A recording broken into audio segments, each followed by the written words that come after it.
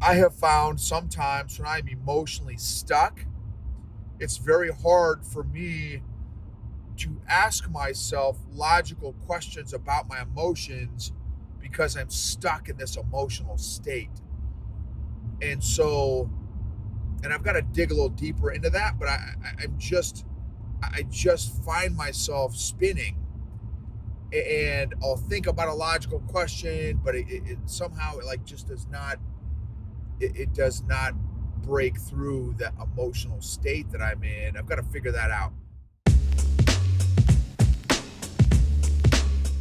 Welcome to the EQ Gangster podcast, where you will learn practical tools to grow your mental and emotional health and intelligence to be the best version of yourself, both at work and at home. It is real, raw, and transformational.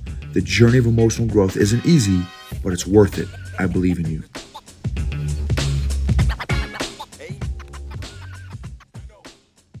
EQ Gangsters, what's up? So, this episode is going to be about a nuance of my recent depression due to self-sabotage, due to unworthiness, and kind of, some nuances based on the conversation I had. So I want to start off with some things I'm grateful for. I'm grateful for bridges.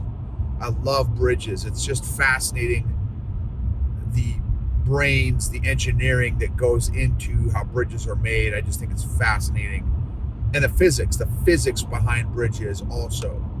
Big bridges, little walking bridges, big giant 4-lane, 8-lane highway bridges, train bridges,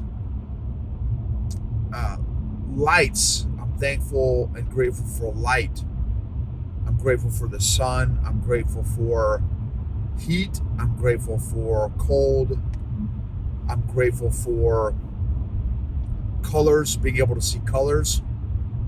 Some people are colorblind, and I'm thankful that I get a chance to see color. Some people are blind and are unable to see at all. So I'm very grateful for sight and being able to see greens and browns and oranges and blues and reds. Just different color palettes is really neat. Very grateful to be able to see color. Very thankful for hugs. Super grateful for hugs. Very grateful for boundaries, learning about boundaries, and slowly learning how to implement boundaries as well. I'm also grateful for detours. I just had to take a detour, and there are multiple ways to get to a destination. So I'm grateful for detours. So I was having a conversation with my wife about the funk that I've been in, and she's very good at asking me logical questions about my emotions. And I've said this many, many times, the power of doing that. Now, the goal would be to get to a place where you do that for yourself.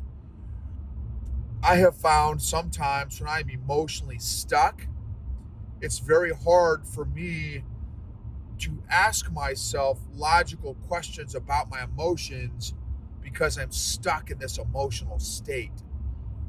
And so, and I've got to dig a little deeper into that, but I just find myself spinning, and I'll think about a logical question, but it somehow like just does not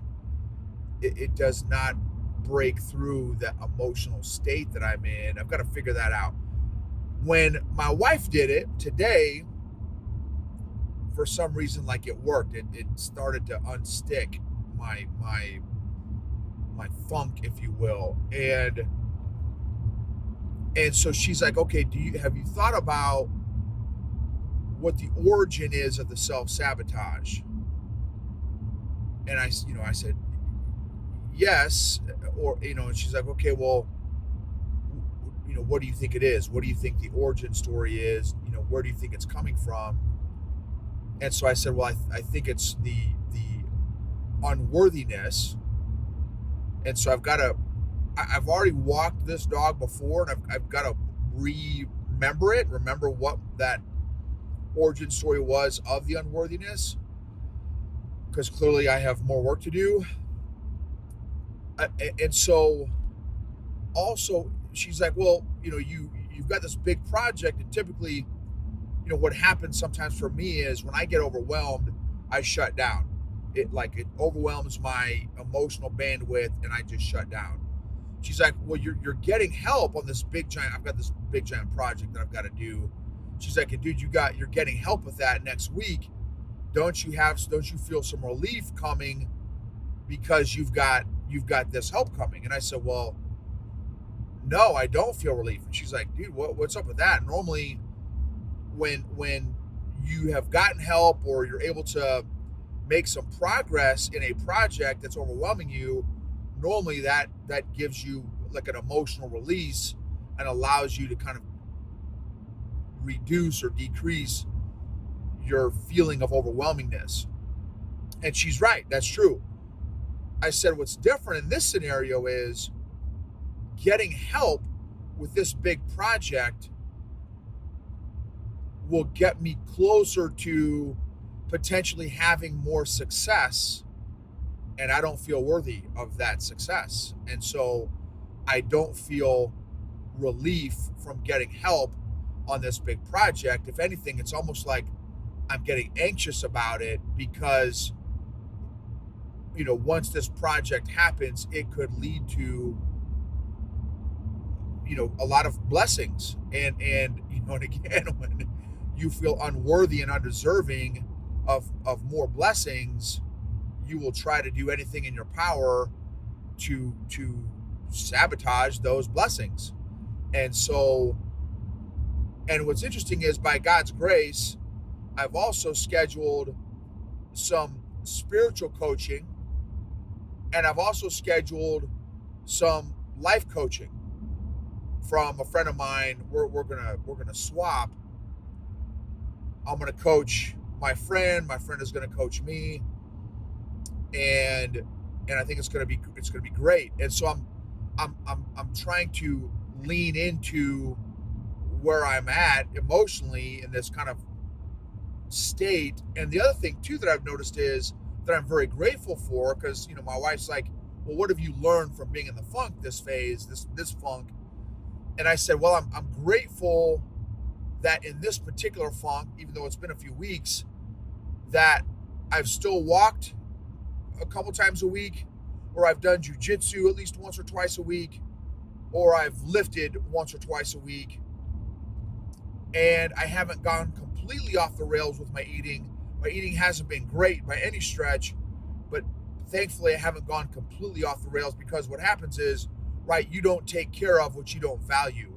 And because I haven't valued myself these last few weeks, I haven't been taking care of myself like I normally would, in another emotional state. And so, but again, thankfully, like, while I'm in a funk, it's not as low of a funk as I've had in the past, even though it has been somewhat paralyzing, meaning that I have not done what I probably should be doing, because I've been trying to sabotage and not get closer to success.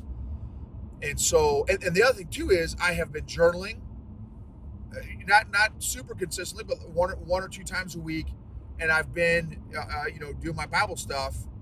That I do my Bible stuff daily, but like a Bible study, I've only been doing once or twice a week.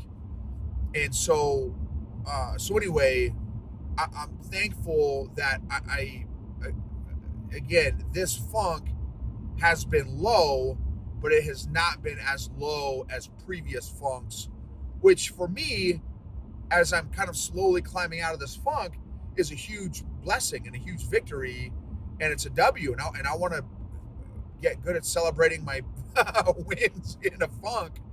So as a thought too for you, right? So in your funks and your low valleys, which I think are a part of a human experience, human existence, how aware are you of your growth or your wins amidst the funk? And what lessons have you learned recently in any valleys or funks that you have been in? And the other thing too is, I got to figure out, how can I set myself up for success the next time I go through a funk. Another idea that my wife had was, why don't you, so when self-sabotage pops up again in the future, because that's a familiar, uh, you know, one of my favorite songs by Simon and Garfunkel, and then the remake by Disturbed, and then the remix by Cyril, which are fire, by the way, is Sound of Silence. The original by Simon and Garfunkel, the remake by Disturbed, and then the remix by Cyril, The Sound of Silence. Hello Darkness, My Old Friend. I'm very, very familiar with, kind of sadness and depression and being, beating myself up and feeling unworthy and da da da. So I've a lot of years with those emotions, and so you know, so how can I set myself up for success the next time my friends come and visit me, so that I can be more aware, more attentive, learn more, have better systems. And she's like, for example, she's like, why don't you have a script of truths that, okay, that's for self-sabotage, that is for unworthiness, that's for depression, and these are specific truths for you based on when you get hit with depression, unworthiness, self-sabotage, whatever, that you can go through these truths, once you're able to identify what the issue is, the challenge is. And so I thought that was a great idea. That's something I need to do. Another one is I want to, yeah, I want to maybe give a couple people in my life just access and permission that, hey, look, if you notice that I'm sucking or in a funk, please call me and just inquire about my state of mind. Ask me questions and ask me logical questions about my emotions. Thankfully, in this case, my wife did it.